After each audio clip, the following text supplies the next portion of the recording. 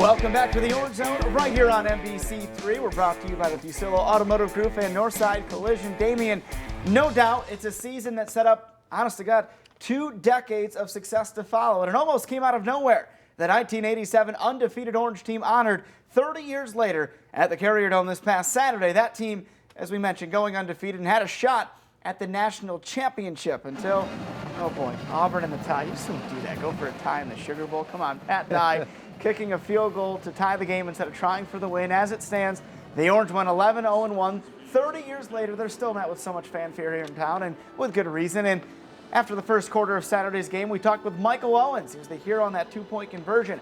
How it feels to be honored and how he feels about the current state of the Orange.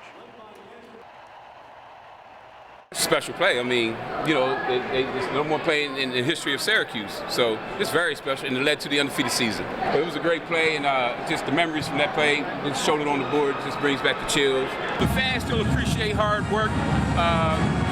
You know, football's going to get better here at Syracuse. We'll start winning some games here. As soon as Coach gets to lay down his foundation, you know, it'll come back. It'll come back.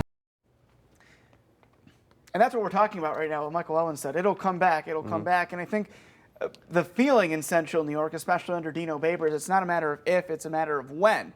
And what needs to happen. Yep. I'm not saying that suddenly Syracuse is going to go 12-0 next year. I mean, anything's possible. In the schedule, I'm looking way down the road like nobody in the team would ever do. I think the 2019 schedule is set up very favorably. You've got the toughest out-of-conference game is at Maryland, and while they're playing well, it's not like you're playing at LSU. Right. You know, what needs to happen to get Syracuse back to the level a lot of people in Central New York think it should be at? Well, I think there's 2 sides. So we'll talk about the football side, right? Sure. The side that the football staff and the players can control. Another couple cycles of recruiting so we can have some depth. We talked about that in the preseason show. We need to continue to let him go. I mean, we got a couple 4-star linemen coming in. That's huge. We need to continue to build that so we can both run and pass the football.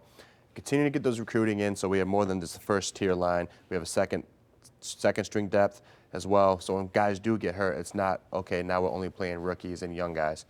So from a football standpoint, that'll take care of itself. It needs to take time. And there has been improvement. I mean, the defense looks better this year than it did last year. So I'm seeing signs of improvement, which is a good thing.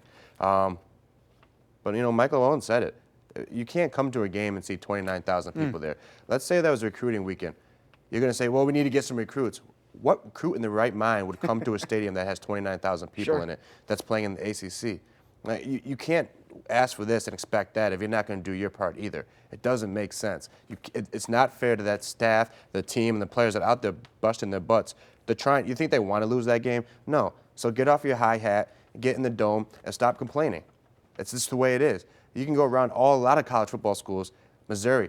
They're getting better, but they've had times where they've been down. Their stadium's full. I can name a whole bunch of schools that have had way worse than us, but they have way more than 29,000 people in their stands, rather. So it's something that, as a city, enough's enough. Stop. If you want to complain, you can't complain. You don't have the right to complain if you can't show up and put the effort forward to show up and to support the team. Otherwise, shut up and don't come, and don't say a word either.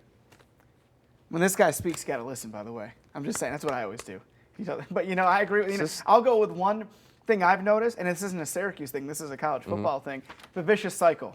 You know, a coach has one bad year and there's suddenly, now I'm not saying Dino's in any danger, He's definitely not right now, of course, but I'm saying, you know, let him get these recruits, and you mentioned those 4-star offensive linemen, let those guys not just get on campus, but develop, and I think, I mean, look at Coach Mack, you know, obviously the late Coach Mack, you know, it took a few years, now I know we're in a different era, but that's the idea. I think that's another thing, not nearly on the levels, the stuff you were mentioning, but I think you got to give some coaches time to do their And you used the term the cycle of football, right?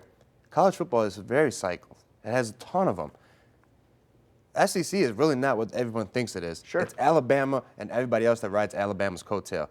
You got to remember, until Nick Saban came to Alabama in 07 or 08, they were struggling. Yeah. They were struggling big time. And people forget that, like, oh, Alabama's been a power. Well, yes, they have been a power in the past. Then they went through a very bad cycle, and then Nick Saban showed up and brought them right back. So it goes in that ebbs and flows. Oregon was irrelevant. Outside of 1994, when they had Achilles Smith as a quarterback, they were irrelevant. Sure. Nobody would even play them in a video game. But all of a sudden, Joey Harrington, Pete Knight over at Nike starts giving them cool uniforms. And in the early 2000s, they start to finally become cool. Then Chip Kelly goes there and turns that place completely around. But then you see what happens when he leaves. Helfrich only contained it for 1 year, and then he got fired the year after that because he couldn't sustain what it is. Exactly. Cycles, and it goes around everywhere. So if you can't ride through those cycles and waves and be, fully committed, then why are you talking? I hear you, Damian. Thank you so much. And this is something we're going to post online because you got to hear what this guy has to say about it. When we're back, we're going to wrap things up here on the Orange Zone. We'll be right back.